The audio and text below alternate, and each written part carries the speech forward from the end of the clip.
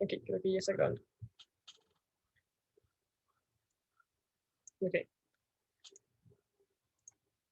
Entonces vamos a empezar con lo que es fotosíntesis. Extrañamente no tenemos que ver física vegetal, bueno, ustedes que no llevaron el cuarto, pero sí tenemos que ver fotosíntesis, ya la parte química. Entonces, la fotosíntesis tiene lugar en la hoja y en los tejidos verdes, como tallos, o por ejemplo el cactus, que también es en el tallo, o las raíces de las orquídeas, no sé si alguna tiene orquídeas en la casa. Las raíces también son verdes, entonces cualquier cosa que sea verde, casi siempre puede realizar fotosíntesis. Y bueno, la organela que realiza la fotosíntesis es el cloroplasto. Tiene características, bueno, que tiene doble membrana.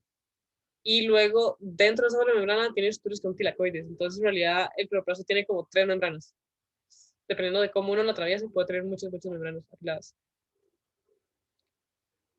Y digamos, lo que hay entre el tilacoide, que el tilacoide es como un saquito dentro del cloroplasto, lo que hay entre el tilacoide y la doble membrana es el estroma.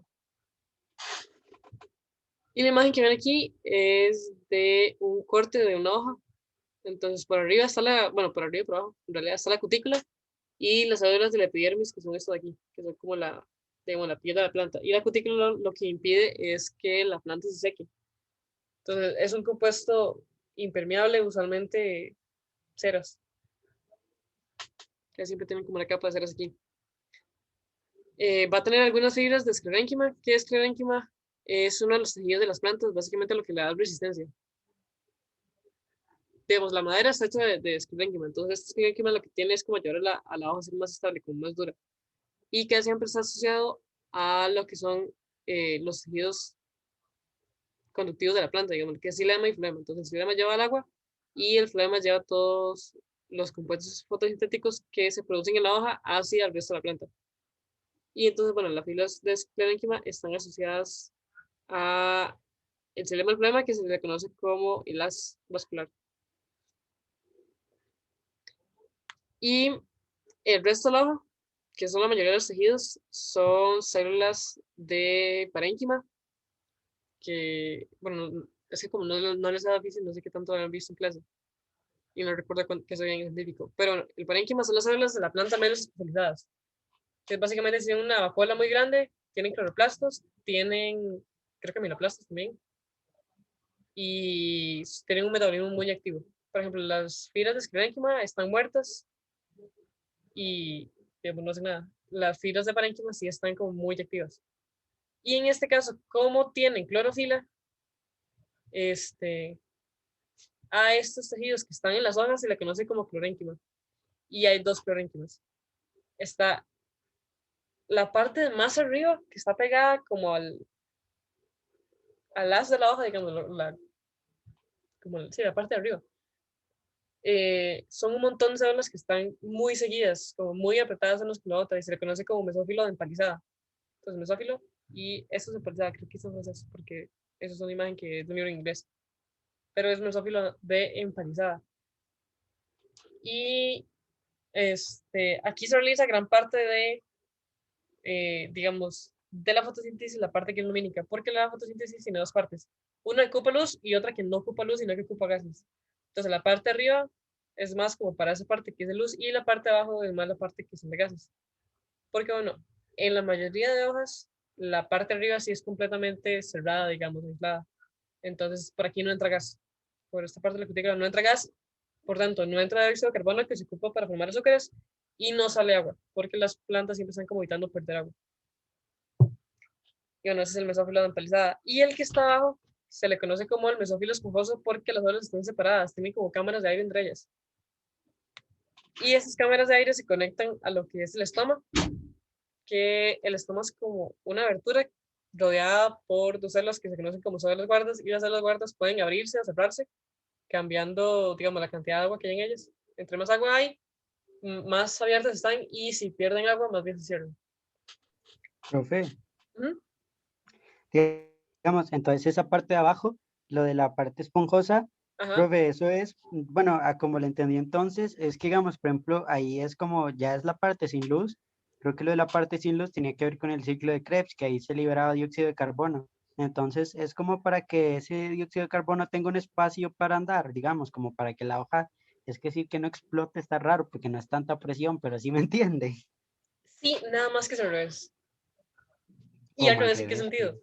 Porque las plantas no liberan, bueno, sí liberan dióxido de carbono, pero cuando están haciendo fotosíntesis, en las células que están haciendo fotosíntesis, no se libera dióxido de carbono, sino que se absorbe.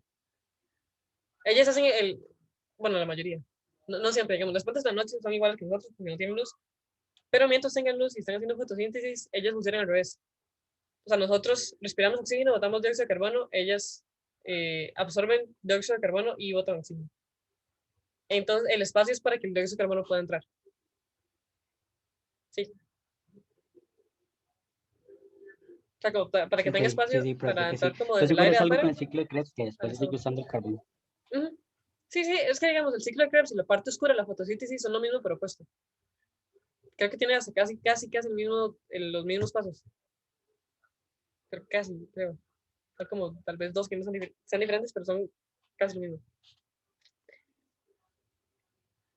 Ok, bueno, y este mesófilo esponjoso, bueno, sí, va a estar conectado al sol, ¿verdad? Y digamos, eso de que yo les dije, el mesófilo empalizada es más que todo a la luz y el otro es más que todo a la parte oscura, no es como una división exacta, ¿verdad? No es como que el mesófilo empalizada hace todo lo de luz y el mesófilo de aquí hace todo lo de oscuridad, no. Eh, Pueden hacer un poco de las dos, nada más que estos como tienen más luz, hacen más la parte lumínica y estos como están más cerca del gas, hacen más la parte eh, que no es con luz. Pero las dos pueden hacer lo mismo, digamos.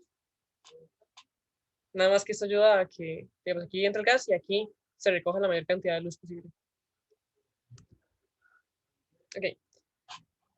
Y, no sé si verás, creo que se me fue ver en la otra sentido. Ok, vamos a ver aquí.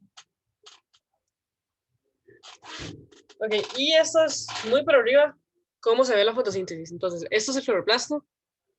Estos que parecen como montañas de monedas son los tilacoides. Y bueno, este espacio como en gris es el estroma. Entonces, no sé si se lo toman, pero bueno. En estos cloroplasto que está a la izquierda, entonces, lo que va a pasar en los tilacoides, o sea, en la membrana del tilacoide, que es aquí, esa imagen, va a llegar la luz, van a pasar unas reacciones, que ahorita lo vamos aquí más al frente. La luz va a reaccionar con el agua para botar oxígeno, entonces ellos van a producir oxígeno, pero ven que el oxígeno que viene no es del aire, y ni siquiera es digamos, como del ciclo oscuro. En realidad es que ellas están separando el agua en oxígeno, y por eso las plantas ocupan muchísima agua. No solo porque la están perdiendo, donde se evapora, aquí en las hojas, porque aquí, digamos, ok, paréntesis, ahora sí. En el estómago tiene que entrar dióxido de carbono, ¿verdad? Porque las plantas ocupan la fotosíntesis. El problema es que, como aquí está el xilema y aquí tienen que haber cosas vasculares, también se está perdiendo agua por evaporación. Entonces, las plantas, y especialmente las células guarda del estómago, están en un dilema porque ellas tienen que, okay, asegurar que se dé fotosíntesis sin perder demasiada agua, porque si no la planta se seca. Entonces, ahora sí. O sea, no solo ocupan agua por eso, de que el agua se está evaporando mientras ellos absorben dióxido de carbono, sino que también parte de las reacciones ya químicas de la fotosíntesis como tal ocupa agua, ocupa moléculas de agua. Y después, lo que va a pasar es que esta parte que se le conoce como la parte lumínica se comunica con la parte oscura que se conoce como el ciclo de Calvin. Entonces, el ciclo de Calvin y el ciclo de Krebs, en realidad no es el ciclo de Krebs, ahora que lo pienso, es la glucólisis. Pero eso lo vamos a ver en la próxima clase. Es que, no, se lo voy a explicar.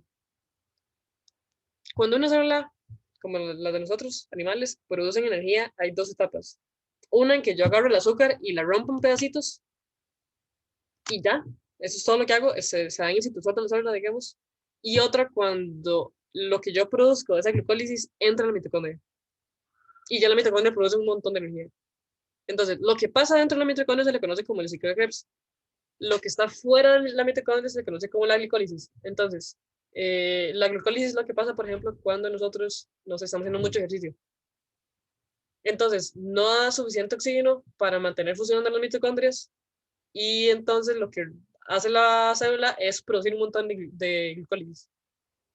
Y lo que hace nada más romper glucosa, nada más que ese proceso es muy ineficiente. Es como produce 10 veces menos energía que el simple Krebs. Profe, Ajá. eso era de que cuando había oxígeno se seguía da algo y cuando no había era que se fermentaban cosas. ¿Era eso? Sí, Estoy en sí, otra. sí, sí. Ah, ok, ok. Digamos, la mayoría de veces cuando uno realiza glucólisis, tiene o la salida del ciclo Krebs o la salida de la fermentación. Eh, Sinceramente no sé por qué, pero siempre, digamos, cuando uno termina glucólisis tiene que hacer algo más, no puede decir como dejar esos compuestos ahí, tiene como que hacer algo. Supongo que para que la reacción química siempre esté como en una dirección favorable, como que yo no tengo muchos de los productos para que la reacción quiera seguir pasando, diré yo. Entonces, sí, digamos, por eso es que, digamos, si hay oxígeno, ciclo Krebs, si no hay oxígeno, eh, fermentación. Ok, eso lo vamos a ver en la próxima clase. Entonces, la glucólisis es lo mismo que el ciclo de Calvin. Son prácticamente equivalentes. Entonces, en la glucólisis, yo tengo un azúcar, produzco energía y produzco dióxido de carbono. Entonces, en el ciclo de Calvin es al revés. Yo tengo dióxido de carbono, tengo energía y produzco un azúcar. Entonces, eh, digamos, el ciclo de Calvin requiere como de energía externa, porque, digamos, el dióxido de carbono casi no tiene energía y yo lo quiero pasar a un estado más energético que es un azúcar. Entonces, yo ocupo como meter energía así a la fuerza. Esa energía de la fuerza es ATP y NADPH, que vienen de la parte lumínica. Y, digamos, esos compuestos son como cíclicos, digamos. El ATP entra al ciclo Calvin, se genera en ADP y luego vuelve a entrar a la parte lumínica y así van en un ciclo. Y al final, bueno, como el propósito de todo ese ciclo es producir un azúcar. Nada más que vamos a ver que es muy ineficiente, pero es todo lo que hay. Y esa parte que viene aquí más a detalle, esa membrana, la membrana antilacoide, esto que está aquí es la luz del tilacoide y lo que está afuera es el estroma, o sea, la luz del cloroplasto técnicamente, nada más que tiene otro nombre. Y hay varias proteínas involucradas, las más principales son el fotosistema 2 y el fotosistema 1, que estas bolitas verdes que están ahí son cloroplasto, son clorofila, que son las que captan luz, por eso ellas tienen como ese rayito de luz. La luz entonces se va a pasar a varios compuestos orgánicos que lo que hacen es una cadena de electrones. Entonces una cadena de electrones es que yo tengo luz y yo le paso esa energía a un electrón. El problema es que yo le paso esa energía a un electrón que es parte de un compuesto orgánico y yo probablemente no puedo trasladar ese compuesto orgánico. O sea, no puedo estar continuamente perdiendo compuestos orgánicos porque entonces la proteína se deshace. Entonces lo que hacen esa cadena es como, ok, yo absorbí el electrón, le di energía, se lo paso a usted y usted se lo pasa al siguiente y se lo pasa al siguiente y se lo pasa al siguiente y al final termina en el NADPH. Ese es como el proceso. Entonces aquí eh, viene luz, da energía a un electrón, el electrón pasa a esa proteína, luego pasa a la siguiente, pasa a la siguiente, pasa a la siguiente. Aquí se vuelve a energizar, se le une como otro fotón, que son las partículas de luz que tienen energía, y luego pasa a otras proteínas hasta que se genera ATH. Y el ATP se genera ligeramente diferente. Lo que pasa es que durante todos estos procesos de la cadena de electrones, yo voy perdiendo como partes de energía. Creo que dejé esa imagen aquí. No, sorry, bye. O sea, cuando yo le paso mi electrón a otra proteína, no se pasa toda la energía que yo tengo, se pasa parte de la energía. Entonces pasa esto. Ok, la parte vertical, el eje Y, lo que quiero representar es energía y el eje X es como el paso, la cadena, como tal. Entonces yo tengo un electrón con mucha energía y va perdiendo como de pedacitos. Se ven como que va cayendo como en escaleras y luego lo vuelvo a subir y luego va cayendo como en escaleras otra vez. Mientras él va cayendo en esas escaleras, lo que hace la planta es aprovechar esa energía para bombear iones de hidrógeno al interior del tilacoide. Entonces yo voy pasando y conforme voy pasando a través de esto para generar NADPH, bombeo hidrógenos. Y entonces lo que hay dentro del tilacoide, la luz del tilacoide se vuelve muy ácida, porque tiene muchos hidrógenos, Y yo utilizo esta concentración de hidrógenos para generar ATP por la ATP sintasa, que es como un molino de agua, no sé si es un molino de agua, no, como una, creo que la palabra no es molino, pero eso es lo que se usaba antes, que eran como unas ruedas con paletas y yo lo pongo en un río y el río lo empuja y yo utilizo una energía que el río va empujando y va haciendo que gire la rueda. El ATP sintasa es básicamente lo mismo. El agua son los iones de hidrógeno y los iones de hidrógeno quieren salir afuera porque están muy concentrados adentro y ellos no quieren estar juntos, entonces quieren separar. Quieren salir aquí y donde ellos van saliendo, empujan, literalmente empujan la proteína y eh, esta proteína al ser empujada lo que hace es presionar el ADP con el fosfato, o sea, este ADP con el fosfato y genera al final ATP. Y bueno, el NADPH y el ATP se van para el ciclo de Calvin. Entonces, eso es como la parte así, muy, muy resumen. Y ahora lo vamos a ver más a detalle.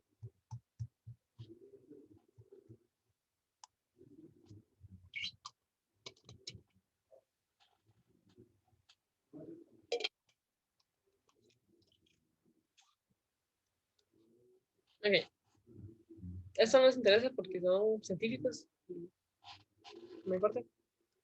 Esto es como un resumen de lo que pasa en, creo que sí, esto es como un conjunto de todas las fotosíntesis. Entonces, se ocupan moléculas de dióxido de carbono, moléculas de agua, y yo genero azúcares y oxígeno, y bueno, otras moléculas de agua que ven que no vienen de esas, sino que es como una recombinación de los dos compuestos.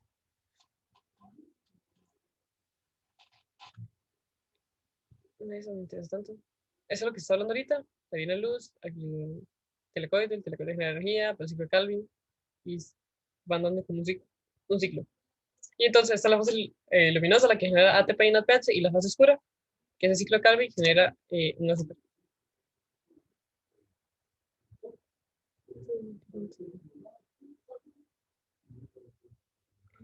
No. Ok, esto tal vez sí sea, pero eso, bueno, usualmente se lo dan como a gente que viene más de biólogo, porque es una presentación de un curso de biólogo.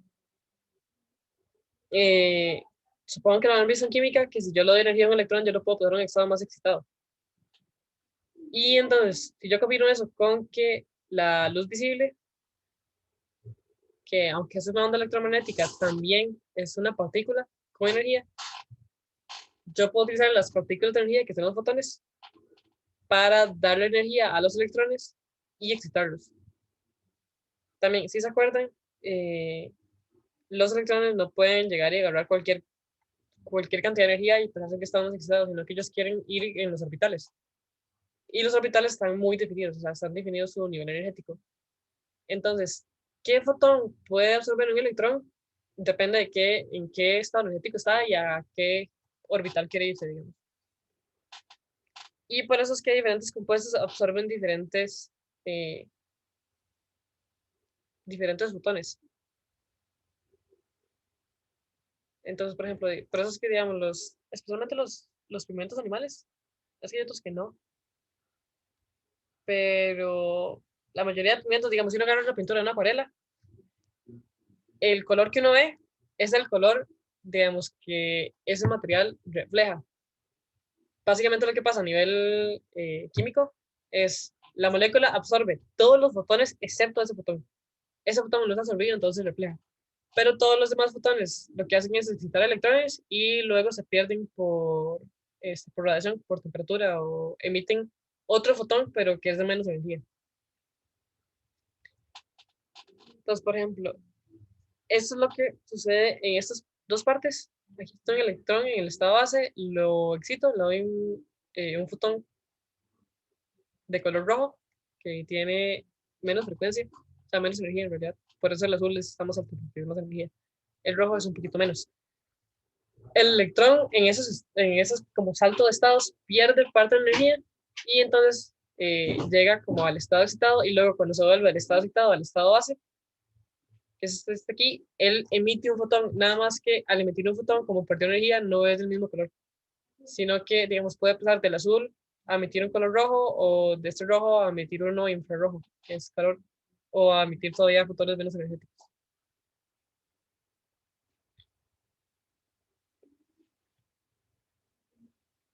Y bueno, eso que viene, que les está explicando, también es lo mismo que le pasa a la clorofila. La clorofila puede absorber fotones, lo que va a pasar es que los electrones se van a quitar y puede generar otro fotón que sea menos energético, puede generar calor, que al final, al fin de cuentas, también es otro fotón, antes de volver al estado base otra vez. Y bueno, esos que ven aquí, las tres de abajo, son como que puede hacer la clorofila o los compuestos en general una vez que absorben un fotón energético y excitan sus electrones. Entonces, el electrón puede perder su energía a través de calor, puede, que es aquí la primera, puede dar la energía de este fotón a otro compuesto. O sea, como que yo le doy este electrón así donde está, se lo paso como literal, y la otra persona me da un electrón en el estado base. Y bueno, eso que viene abajo en realidad es lo mismo, es un poco lo mismo, que es, otra vez de nuevo, ceder el electrón excitado. Y esos dos en realidad más que todo son la fotosíntesis. Ok, eso si quieres saberlo, la estructura de la clorofila, que es este que viene aquí. Perdón si la presentación es un poco caótica. La clorofila, hay dos tipos, hay clorofila A y clorofila B. Se diferencian en qué color absorben.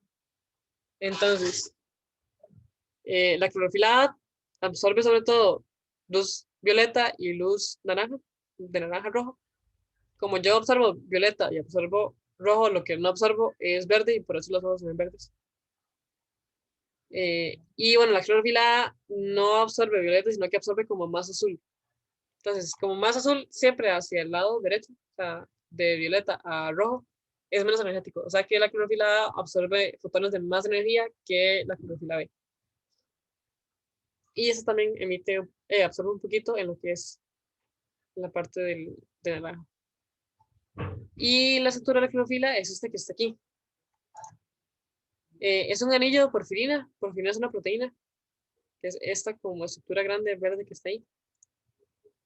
Una cola de hidrocarburos, que en este caso le dicen que es un fitol, que es un alcohol. Y se unen a un magnesio que está aquí adentro.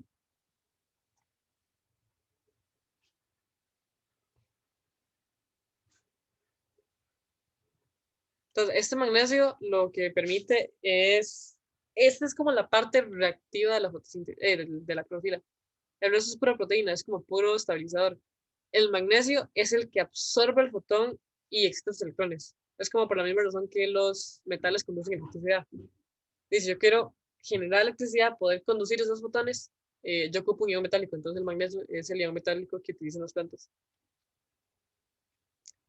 Y la clorofila principalmente se encarga de lo que es fotosíntesis, pero también pueden tener, por ejemplo, las plantas otros compuestos como los carotenoides que ayudan a absorber diferentes longitudes de onda.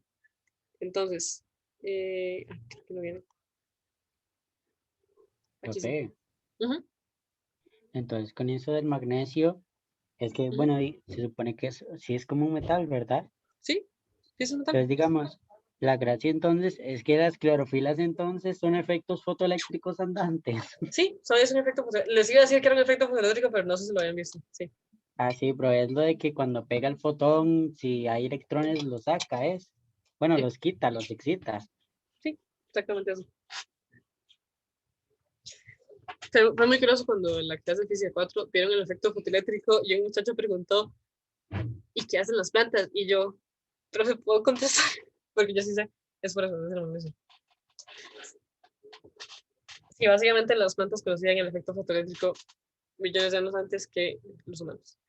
Pero qué miedo eso, en serio, Sí, o sea, se lo juro que es la cosa más, es que digamos, uno cuando lo ve, bueno, cuando lo vemos en el cole, la profe nada más nos decía, bueno, el fotón pega y la electricidad, bueno, la luz brinca de aquí para ajá, aquí, pero entonces brinca por eso, por efecto fotoeléctrico. sí, Qué sí. loco, Bueno, profe. el efecto fotoeléctrico no es necesariamente brincar, sino absorber energía.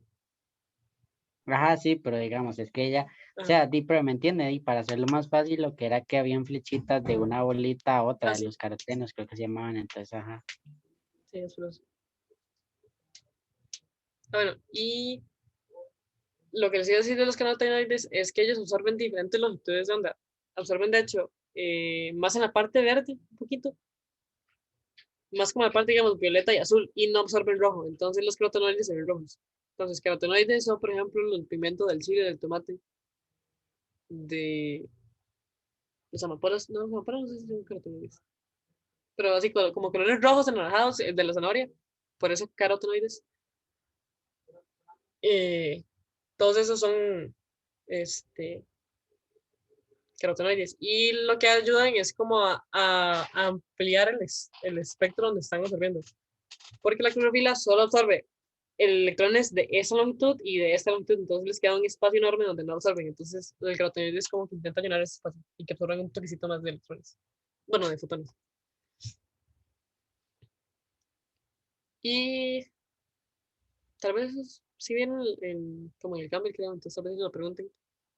Que bueno, se descubrió en qué longitudes absorbe la clorofila porque lo que se hizo fue poner una alga, que era como una hebra, ese un filamento de alga que está aquí, se iluminó con diferentes longitudes de onda y se le puso una bacteria aeróbica, es decir, no produce oxígeno, pero necesita oxígeno para su metabolismo, si no se muere.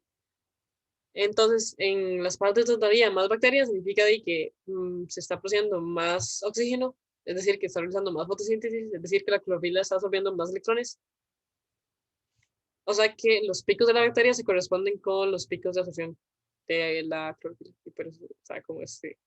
Entonces, ven que aquí lo que no absorbe es como rojo, verde y amarillo. Esos dos. Ah, bueno, importante también. Como dato, pero en realidad más que todo.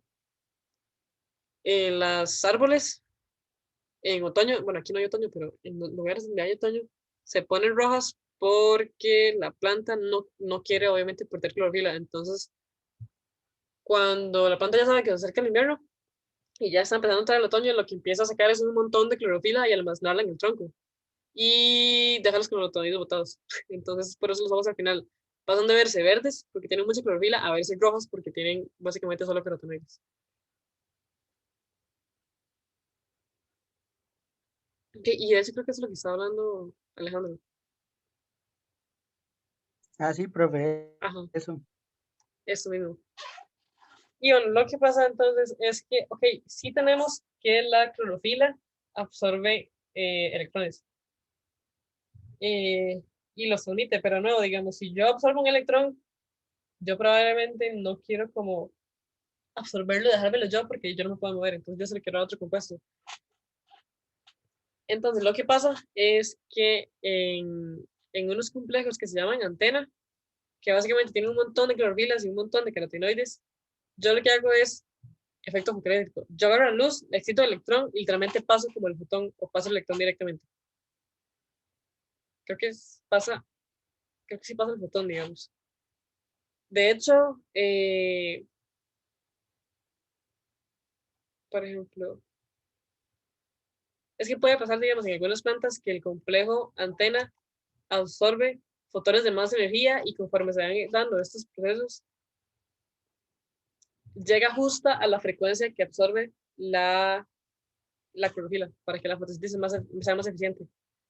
Entonces, todo ese proceso de que, ok, yo excito un electrón, ve, esto de aquí. Eso, yo excito un electrón y emite un fotón de un poquito menos energía. Las plantas lo utilizan así al máximo. Obviamente ellos quieren no perder energía, pero en el caso que tengan que hacerlo, lo aprovechan al máximo para que el fotón que le llegue a la clorofila sea de la frecuencia que ella necesita. O sea, que sea este mismo el que ella ocupa para excitarse. Y entonces, aquí básicamente el fotón se pasa. A eso se denomina complejos antena porque lo que hacen es como ayudar como a absorber más fotones de más áreas y de diferentes frecuencias. Y eso la pasa en un centro de reacción, que el centro de reacción sí hace una reacción química como tal. Ya digamos, no se va a cambiar solo la clorofila, sino que va a cambiar otra molécula. Usualmente en el centro de reacción siempre hay un dímero de clorofila A, o sea, dos clorofilas A. Y entonces va a haber un dador de electrones, que básicamente, ok, el centro de reacción tiene un electrón excitado, se lo pasa a un aceptor, es este que es aquí, pero el centro de reacción no se puede quedar sin ese electrón, entonces se lo quita a un dador de electrones. Y eso tiene que ser muy controlado porque hay moléculas que no les gusta perder electrones. Por ejemplo, el oxígeno, que es muy electronegativo. Si el oxígeno pierde electrones o le dan electrones, se vuelve una molécula muy, digamos, muy volátil, muy reactiva. Entonces, lo que hace la planta es saber que el aceptor es muy estable con ese electrón extra y que el dador es muy estable con ese electrón, es sin ese electrón que le están quitando.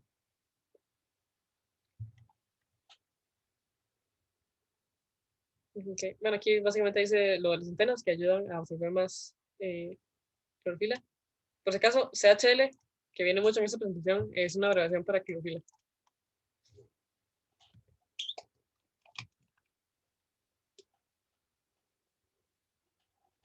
Okay. Y bueno, los fotosistemas son...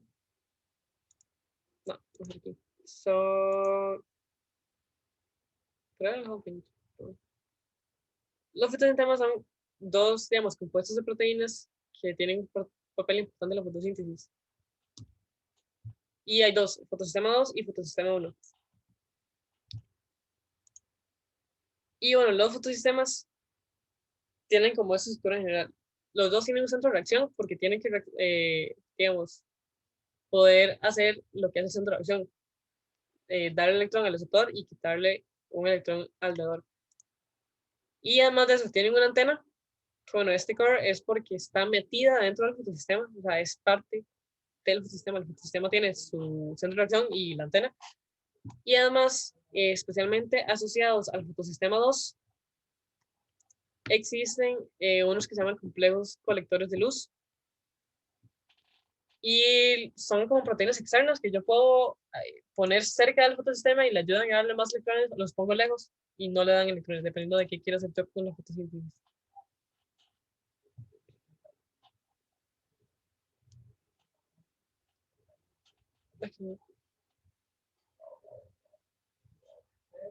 Bueno, eso es lo que les decía de las antenas. Que, por ejemplo, ese es como un caso como medio hipotético. Un carotenoide puede absorber un electrón, se lo puede dar a la clorofila A y llega con la energía justa que ocupa el centro de reacción. Entonces van como perdiendo energía de nuevo, como en escaleras, y sí van perdiendo energía porque no lo pueden evitar. Es de algo característica del universo, siempre se va a perder energía, pero la aprovechan para dárselo al fotosistema. Y bueno, al centro de reacción del fotosistema.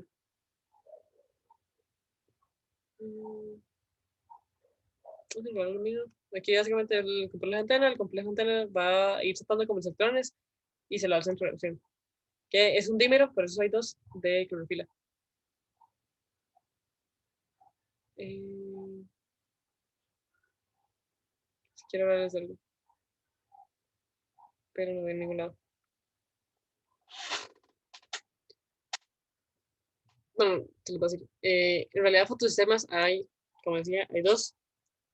Uno se denomina el P680 y el otro el P700. Esto tiene que ver con la frecuencia en la que absorbe mejor luz. Entonces, el fotosistema 1 absorbe luz de más longitud de onda, entonces creo que menos energía, y este es menor longitud de onda y por tanto más energía. Y, bueno, 680 es longitud de onda. Y por más extraño que parezca, el nombre se les puso cuando fueron descubiertas y primero se descubrió el fotosistema 1 y luego el fotosistema 2, pero a nivel solar el fotosistema 2 actuó primero. Entonces el fotosistema 2 está aquí, es el primero que recibe luz, bueno, el primero en la cadena de electrones y luego se lo da al fotosistema 1. Bueno, y esto que está aquí es lo que está pasando como en el centro de reacción.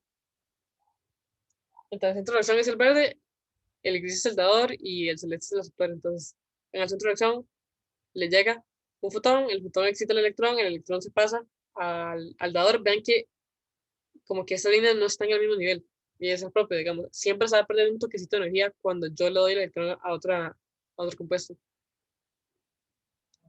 Y bueno, una vez que le doy el electrón, el centro de reacción va a quedar cargado positivamente, o sea, le va a hacer falta un electrón y se lo va a quitar al dador. Entonces el dador le va a dar el electrón. Entonces el centro de reacción vuelve a su estado original Los que cambian son el receptor y el donador o el dador. Y a una cadena de muchos de estos procesos se le conoce como la cadena de transporte de electrones. Eso no importa.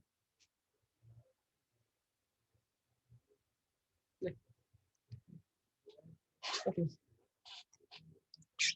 Y esto es básicamente toda la fase lumínica de la fotosíntesis, desde que se genera la pH y... bueno, no está donde se mete hidrógeno, pero bueno, aquí está todo el proceso para la pH. Y a este tipo de diagramas se le conoce como un diagrama de Z, porque aquí hace como una Z, como que sube y baja otra vez. Y esa es toda la cadena de electrones. Entonces, primero, yo tengo moléculas de agua. Y yo agarro moléculas de agua y a través de manganeso las voy a dividir en hidrógeno y oxígeno y les voy a quitar electrones. Ellos van a ser mis dadores de electrones. Luego, esto se le va a pasar, a otro compuesto Z, no es tan importante. Esto va a pasar al fotosistema 2, a su centro de reacción, que es el P680. El P680 va a recibir luz, la luz va a quitar el electrón se le va a pasar a este compuesto, si no me equivoco, es... No me acuerdo. Feofitina. Esta aquí es feofitina. La feofitina se la va a pasar a la quinina, que es esta QA. La quinina se la va a pasar a la plastoquinona, que es esta PQ. La plastoquinona se la va a pasar a este compuesto grande. Ese compuesto grande, de hecho, si viene, por ejemplo, en esta. Digamos, la plastoquinona, que está aquí, es una proteína chiquita. Este compuesto grande que está aquí, que no es un fotosistema, es este que está aquí, que se le denomina un citocromo. Entonces, vea que por eso es CYP, que es de citocromo. Ese citocromo se le va a pasar bueno, esto es plastoquinona, o sea, la quinona se le pasa a la plastoquinona y este que está aquí es plastocenina, creo que antes lo dije al revés. La plastocenina va a ser el dador del centro de reacción del fotosistema 1, que es el P700. El P700 va a absorber energía, se va a excitar. Luego va a haber una cadena de proteínas que no interesa. Va a llegar a la ferrodoxina, que es esta FedX de aquí, y la ferrodoxina se lo da al NADPH. Bueno, al NADP para volver al NADPH. Ese es el proceso. Tal vez lo más importante de aquí de saberse son como los nombres, eso de fefitina, quinona, plastoquinona, citocromo, plastocenina y ferrodoxina. Y bueno, y saberse en qué orden van. Y voy a pasar a mi siguiente. No.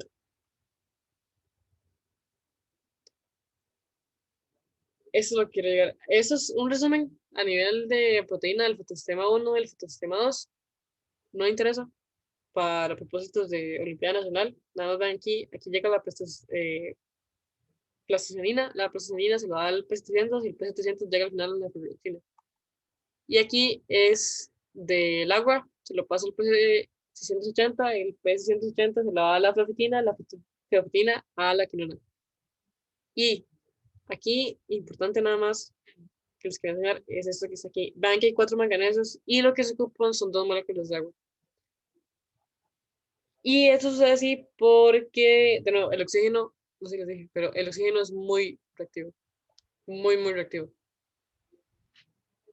Entonces, si yo agarro y hago el proceso como viene aquí arriba, o sea, con una sola molécula de agua, yo genero medio oxígeno. O sea, ven que dice medio oxígeno diatómico, o sea, oxígeno molecular, que es el que está en el aire.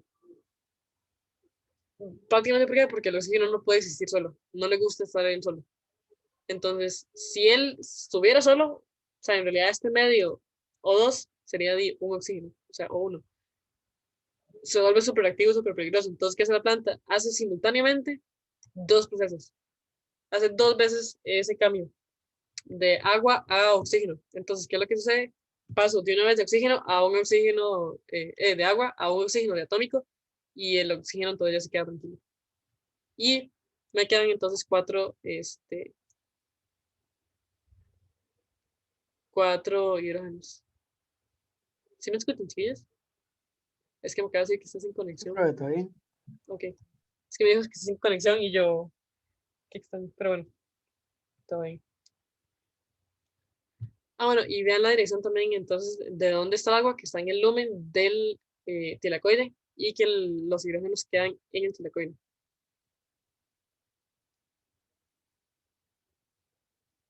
Ah, bueno, aquí dice cómo se va la fotólisis del agua. La foto de que se ocupa fotólisis, lisis, de romper del agua, entonces es como yo rompo el agua en esto, en el oxígeno y hidrógeno, pero no en los que juntos.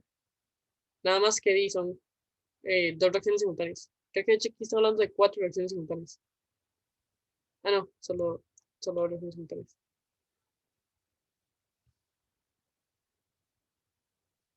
Esos que ven aquí son como características de la plasticrona, de la plasticamina, de la ferroxina, y esta que ven aquí no recuerdo exactamente el nombre, pero es una enzima, es ferroxina, no me acuerdo cuál es el nombre, el NAT reductasa. O sea, es la que crea el NADPH a partir de la ferroxina. Tampoco es importante que sepan eso. Me gustaría que nada más estuvieran nombres para que se logren acordar, porque casi no vienen. Digamos, Banket siempre es como PC y PQ y no dicen qué van a escoger. Que aquí además le cambiaron el nombre a la ferroxina porque antes era FDX, ahora es nada más FD, pero no es lo mismo.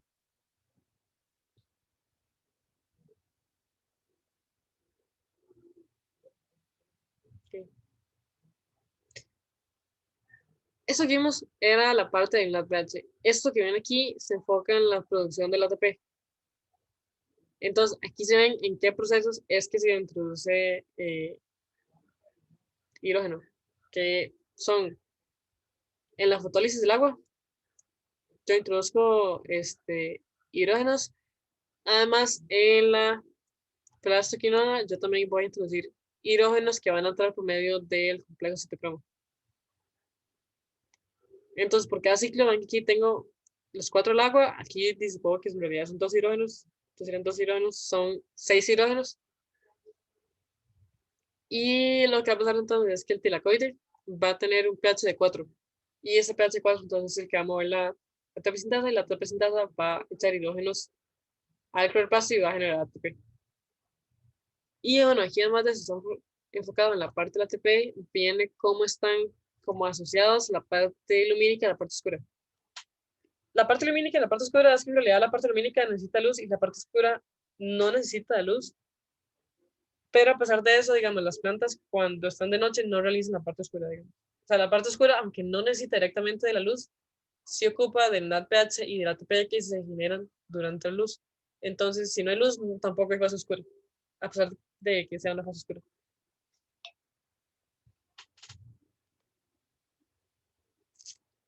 Aquí básicamente es un experimento. Bueno, viste que lo pregunten. Que ponen cloroplastos en un medio, bueno, tilacoides de cloroplastos en realidad, en un medio de un pH de 4 y luego pasan esos tilacoides a un medio de un pH de 8. Entonces, ¿qué pasa? Que el tilacoide adentro es un pH de 4, o sea, aquí es un pH de 4, el medio externo es un pH de 8, entonces ellos empiezan a generar ATP por la ATP sintasa, que es esto que genera ATP. Esta es una imagen de la ATP sintasa. Aquí es un ADP y el fosfato inorgánico, y cuando entra la proteína se genera ATP. No hace falta que sepan los dominios. Claro. Esto tampoco. Esto. Creo que. Ah, ok. Ok, esto no sé si les irán a preguntar, pero nada más para que sepan. Las antenas, que son estas LHC, usualmente están asociadas al fotosistema 2, pero digamos, el fotosistema 2 más bien está demasiado activo se pueden ir hacia el fotosistema 1. Y si el fotosistema 1 bien, ya está como activo, se dan de vuelvo hasta el fotosistema 2. Es como para mantener el equilibrio entre qué tanto se activa el fotosistema 2 y qué tanto se activa el fotosistema 1.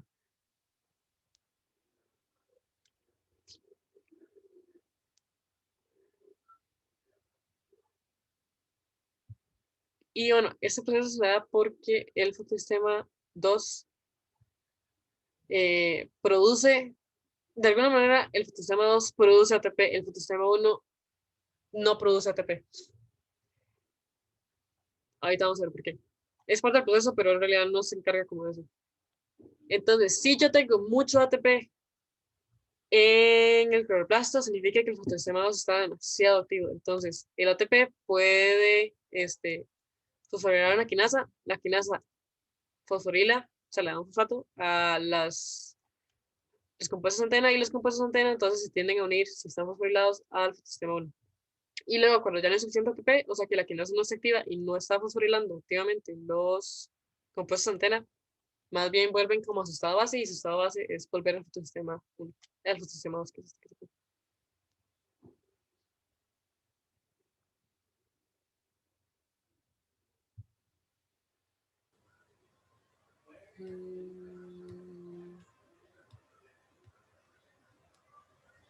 Bueno, voy a ver esto, no importa.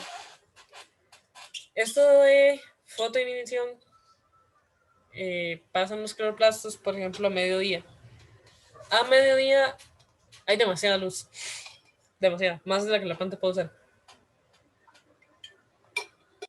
Por eso, por ejemplo, cuando dicen no se riegue las plantas o quiere echarle un fertilizante a las plantas, le dicen hágalo a las 9 de la mañana. Es por esto. Las plantas básicamente después de las 10 de la mañana no hacen fotosíntesis, a pesar de la cantidad de luz que hay. Porque primero es demasiada energía y segundo es demasiado el calor, entonces también se deshidrata muy rápido. Entonces lo que hacen es cerrar estomas y si cierran estomas no hay fotosíntesis. Entonces, esta fotoinhibición es que hace la planta activamente para no quemarse durante el mediodía cuando hay un montón de energía, porque imagínense que, digamos, si es parecido al efecto fotoeléctrico, es como un cable conductor que está pasando un montón de electrones. Entonces imagínense que es como, no se llega en su casa y cae un rayo. Entonces se quema todo porque pasa demasiada energía. Entonces, la planta usualmente lo que intenta es desacoplar primero las antenas, luego disipar los electrones de la clorofila en calor, que pierden esa energía que absorben de fotones en calor. Y lo siguiente que hace es... Eso les voy a contar como dato curioso. No, creo que no se lo vayas, no se lo ocupa saber. Que esta proteína D1, que es prácticamente la primera del proceso, vean que además tiene un montón de las reacciones, o sea, tiene esa reacción, esta y luego esta. Entonces, básicamente esa proteína D1, que es parte del fotosistema 2, es como un breaker. Entonces, si pasan demasiados electrones y hay demasiada luz, se quema. Entonces deja de funcionar y separa todo, bueno, separa ese fotosistema 2 y por tanto se disminuye la cantidad de fotosíntesis. Y ya una vez que ya las cosas se calman y no hay tanta luz, la planta cambia el D1 y mete otra proteína D1.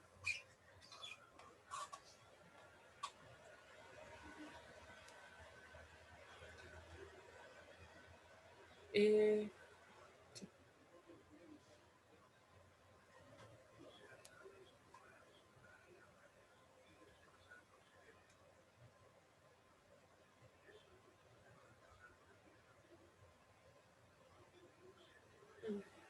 bueno, y es importante también, los carotenoides también ayudan a que el oxígeno no ande haciendo sus loqueras. Porque también si se realiza mucho fotosíntesis, puede que se genere, el oxígeno ya reactivo en sí, pero puede que se genere oxígeno más rápido.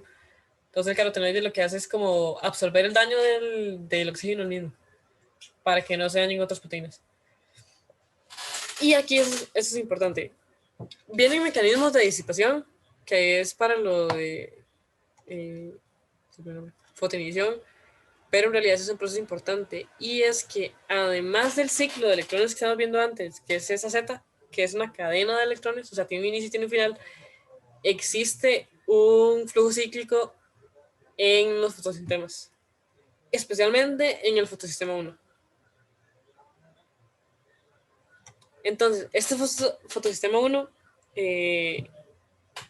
aunque aquí dice que disipan parte de la energía, la célula también lo puedo utilizar para controlar la proporción de ATP y NADPH, porque entonces el fotosistema 1, ok, en lugar de ser algo, una cadena, va a ser un ciclo.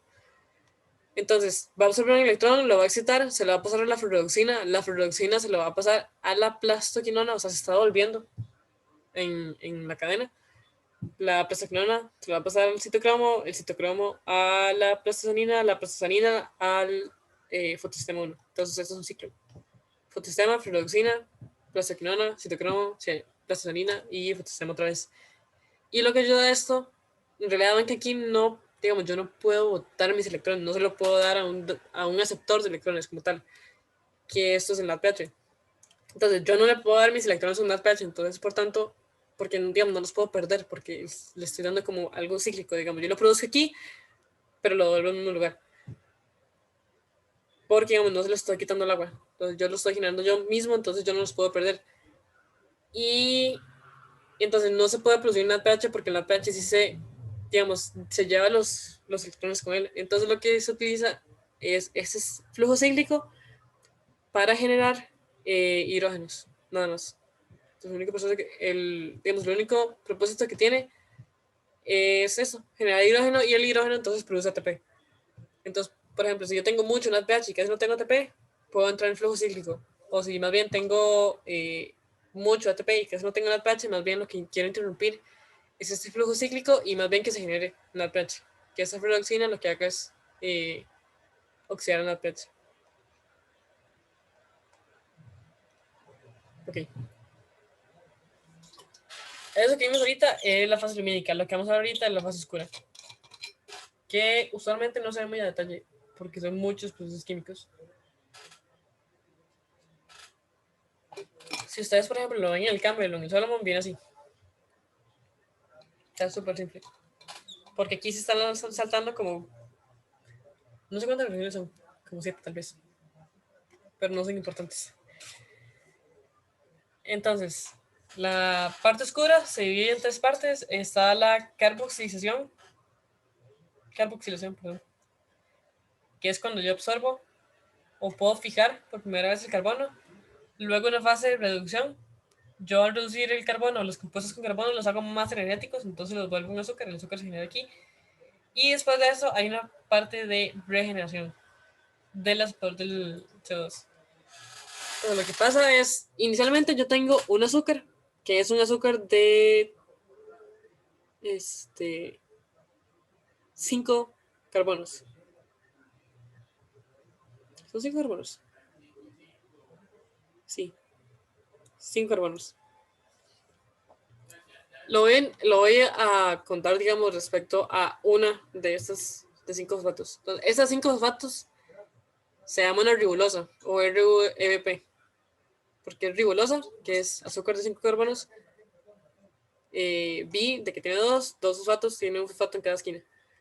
Yo a esta ribolosa le voy a unir un CO2, el CO2, entonces se va a unir a la ribolosa. La ribolosa entonces pasa de tener 5 carbonos a tener 6, y cuando tiene 6 carbonos se divide en 2 y se parte como a la mitad. Entonces genera 2 compuestos de 3 carbonos. O sea, tengo 5, le uno un carbono, 6 carbonos y lo divido en 2, queda 3 carbonos cada uno.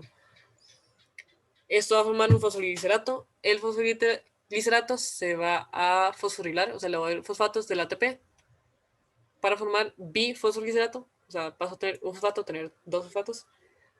Luego lo voy a reducir por el NADPH y entonces paso a hacer bifosfoliglicerato a gliceraldehído 3-fosfato. Ven que aquí de paso también perdió unos fosfatos. O sea, yo le doy el fosfato aquí y luego lo vuelvo a perder. Entonces aquí lo uno y aquí lo pierdo. Y este gliceraldehído 3-fosfato se conoce como G3P, es un nombre químico. Y si yo tengo 2 G3P, puedo formar una glucosa, porque la glucosa tiene 6 carbonos. Ok, entonces yo aquí de todo este ciclo saco, bueno, no vamos ahorita porque saco solo un G3P. El resto del G3P tienen que volver al ciclo para generarme otra vez la ribulosa que yo ocupo para poder fijar el carbono. Y este proceso de la regeneración de la ribulosa es un proceso largo, además de que requiere generar azúcares de 3, 4, 5 y creo que de 7 carbonos. Entonces eso no se va a ver. Lo importante es eso, esta parte aquí. Fosfoglicerato a bifosfoglicerato, luego gliceraldehído 3-fosfato y de gliceraldehído 3-fosfato luego se forma un azúcar. Esta es la parte de la regeneración. Entonces van que tengo un montón de 3 carbonos, luego paso a 2, de 6, a 4, a 5, a 7 y al final el propósito de todo esto es generar 3 ribulosas de 5 carbonos. Okay, es que eso no lo, digamos, no lo doy muy claro. Esos son números que vienen aquí, de por qué son 6, 6, luego 5 y luego 3.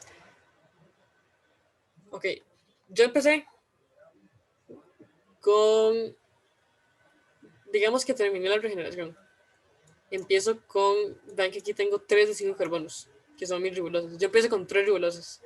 A las 3 ribulosas les voy a unir 3 dióxidos de carbono, un dióxido de carbono para cada ribulosa. Mis ribulosas quedan 3, van a formar los compuestos de carbono y se van a dividir en 2, a la mitad. Entonces paso a tener 3 compuestos a tener 6, por eso paso de tener 3 ribulosas a tener 6 fosfogliceratos. De fosfoglicerato a G3P, no pierdo carbonos, digamos, todos los compuestos siguen siendo 6 compuestos de 3 carbonos, 6 compuestos de 3 carbonos y 6 de 3 carbonos.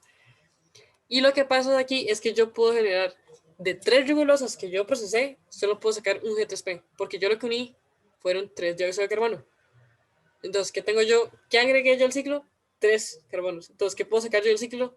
3 carbonos. Y todo lo demás, o sea, si yo tengo aquí 6, los 5 G3P que quedan, todos esos se utilizan para regenerar la ribulosa. Entonces, por muchas razones, la fotosíntesis es un proceso ineficiente. Uno de ellos es esto. O sea, ven que ocupo 6 ATP, 9 ATP, bueno, aquí en total 9 ATP, 6 NADPH, regenerar todas las ribulosas para un G3P que ni siquiera son azúcares, es medio azúcar. O sea, yo tengo que hacer este ciclo 2 veces para generar una molécula de glucosa. Es un proceso muy largo. Eso no es importante que lo sepan. Esta parte de aquí, no. Nada más quiero contar algo. Que es otra de las razones de las que la fotosíntesis es muy ineficiente y es por la enzima que se utiliza. Que es este que está aquí, que es la rubisco. La rubisco no es una buena enzima, por muchas razones. Primero, tiene actividad carboxilasa y actividad oxigenasa. Entonces, ella puede fijar tanto dióxido de carbono como oxígeno y es a lo que le dé la gana. O sea, ella puede fijar oxígeno y la planta no puede hacer nada al respecto. Y lo que pasa es cuando yo fijo oxígeno, básicamente al final no puedo sacar ningún carbono porque no le agregué ningún carbono al ciclo. Y el compuesto que se genera aquí al final no es G3P, sino que es otro compuesto. Entonces, la planta, tras de que invirtió energía, tiene que mandar ese compuesto a la mitocondria, luego al peroxisoma, luego el peroxisoma se vuelve a la mitocondria y luego otra vez el cloroplasto. O sea, tiene que pasar por organelas, un montón de organelas, para volver aquí y que se vuelva a regenerar la ribulosa. O sea, se pierde mucha energía. Cada vez que la rubisco se le ocurre hacer actividad oxigenasa, se pierde un montón de energía. ¿Y saben qué es el problema? Que, no dice. Dependiendo de las condiciones, dependiendo de qué condiciones hay,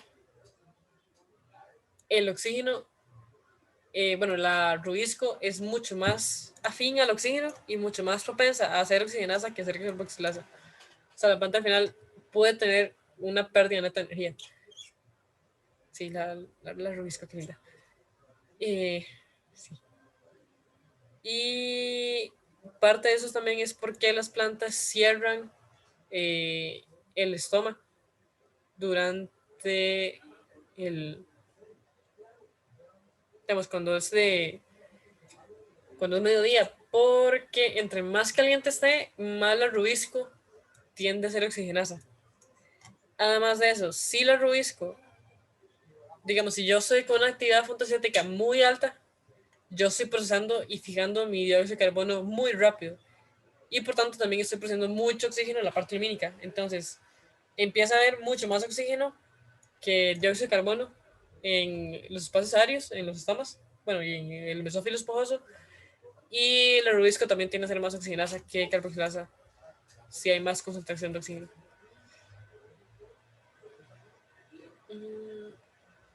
Eso es importante.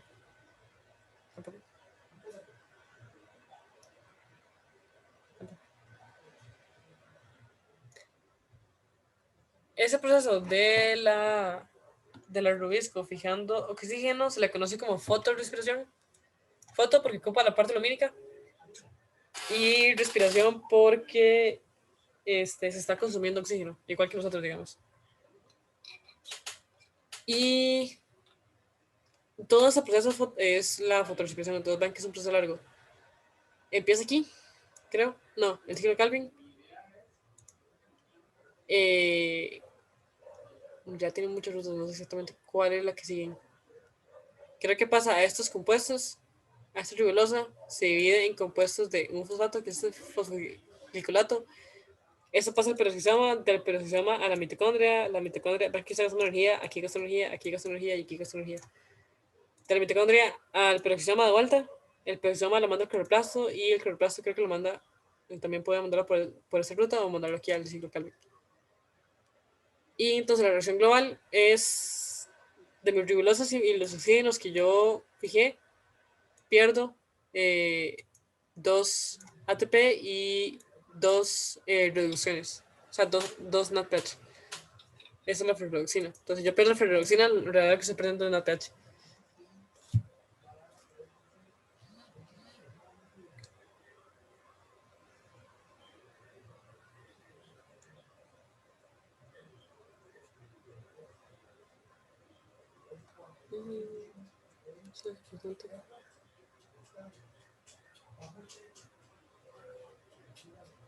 Esto es más difícil, pero bueno, hay plantas que, digamos, estas del rubisco es pero tan inútil que varios grupos de plantas han decidido adaptar la morfología de los ojos para que el rubisco no sea idiota. Y bueno, las plantas normales se llaman plantas C3, que hacen ciclo de Calvin. Lo primero que hacen al fijar dióxido de carbono es ciclo de Calvin. Y cuando yo hago ciclo de Calvin, lo primero que yo creo es un compuesto de 3 carbonos. Voy a ver aquí.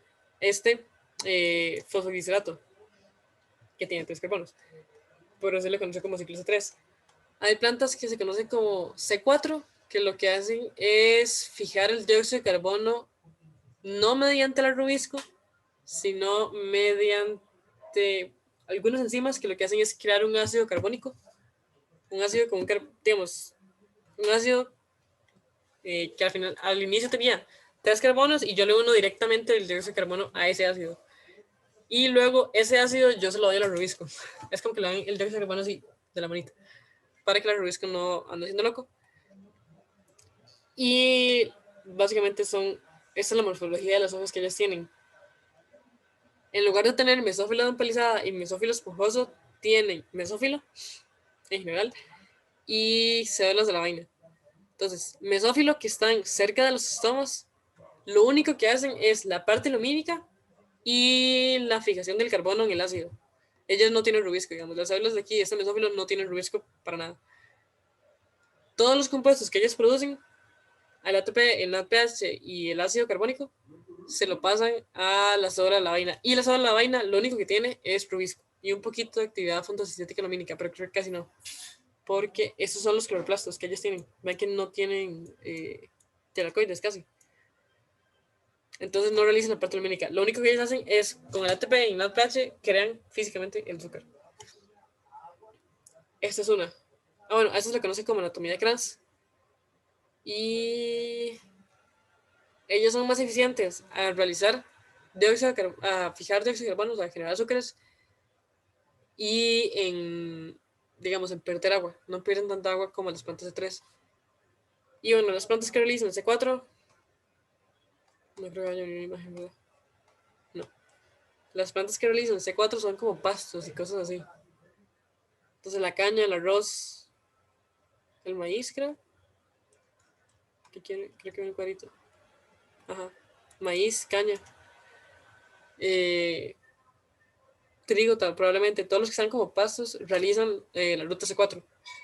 Y por eso, digamos, la mayoría de cultivos que uno tiene es como de maíz o de caña o de arroz o de cosas así que, tras de que generan granos que son muy útiles, crecen muy bien ellas solas.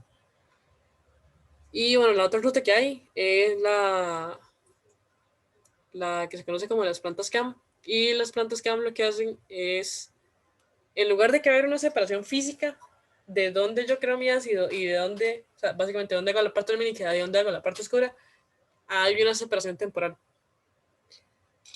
Entonces, las plantas camp son plantas del desierto, o sea, lugares muy, muy, muy secos. Y lo que hacen es fijar dióxido de carbono en la noche. Primero porque está más frío, entonces no pierden tanto agua por evaporación porque no está tan caliente.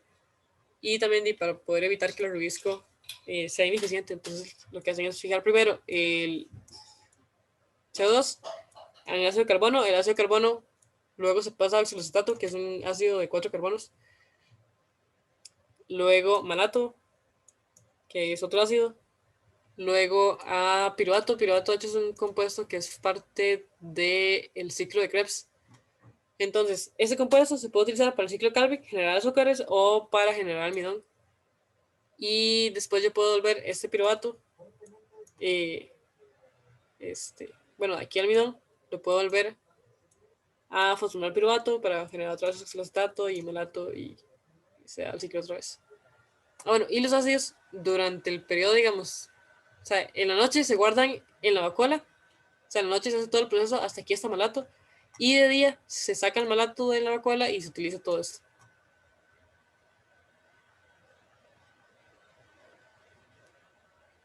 Ok. Y aquí lo que viene es un conjunto de la fase oscura con la generación de azúcares. Entonces, aquí es el ciclo de Calvin. El ciclo de Calvin lo que genera son triosas fosfato. O sea, ese G3P que tiene 3 carbonos es una triosa. Es un azúcar de 3 carbonos. Entonces, esta triosa se puede unir como dos de ellas a formar fructosa. La fructosa originalmente tiene 2 fosfatos, luego pierde uno. Porque, digamos, es G3P. Cada G3P tiene un fosfato. Si yo uno 2 G3P, tengo 2 fosfatos. Que son estos 2 fosfatos que hay aquí. Luego la fructosa pierde uno. Luego se pasa a glucosa y después la glucosa pierde el fosfato que le queda y pasa a ser ADP glucosa y luego eso se guarda como almidón. Y esto que ven aquí es como otra ruta para hacer lo mismo. Ven que crea fructosa y luego glucosa. Pero también esta ruta, que se conoce como la ruta de las triosas, sirve para generar azúcares que no son de 6 carbonos. Tanto la fructosa como la glucosa son de 6 carbonos, pero si yo lo saco, digamos, esto es el cloroplasto. Si yo lo saco el cloroplasto, puedo generar azúcares de diferentes cantidades de carbonos, dependiendo de lo que yo ocupe. Ok, y este cuadro que ven aquí es una comparación de la cantidad de fotosíntesis neta de una planta C4 y una planta C3 en relación a la concentración de dióxido de carbono. Entonces las C4 actualmente, que es esta línea puntuada que ven aquí, son más eficientes que las C4. Ven que la fotosíntesis anda como por 55, mientras que las C3 andan por 30 más o menos. Y ellas son más eficientes mientras haya más cantidad de dióxido de carbono. Mientras haya menos dióxido de carbono, porque, digamos, la rubilosa no la rubilosa no se vuelve loca.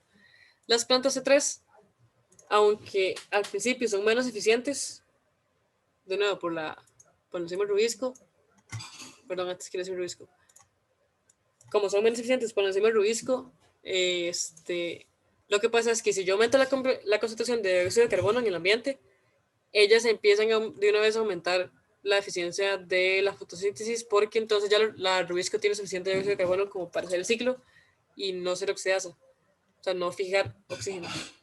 Pero las plantas C4 llegan como un tope, en el que ya no son más eficientes porque ellas pierden energía al realizar esta fijación. O sea, estas, las plantas CAM, pero digamos, el de las plantas C4 es muy parecido y ellas tienen que perder, ven que pierden 2 NOTPH.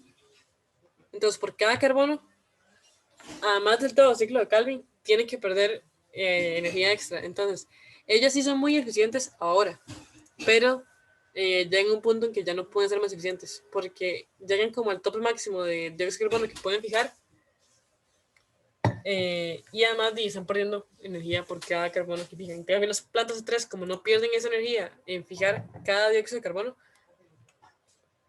pueden llegar a tener una fotosíntesis neta más alta. Y eso también es respecto a la temperatura. Digamos, entre más caliente sea el aire, sí, mientras más caliente sea el aire alrededor de la planta, las plantas C4 se mantienen igual, pero las plantas C3 empiezan a disminuir su cantidad de fotosíntesis porque la rubisco se vuelve menos eficiente a más temperatura, entonces a más temperatura fija más oxígeno y por eso disminuye qué tan eficientes son. Mientras que las C4 se permanecen constantes. Y creo que eso sería por ahora. En realidad aquí tal vez lo más es como llegar hasta que son plantas C4 y CAM, porque lo más es como muy difícil y saberse todo lo que está más para arriba. No sé si tienen alguna duda. Bueno, sí, no. Yo creo que todo bien, profe. Todo bien. Ok.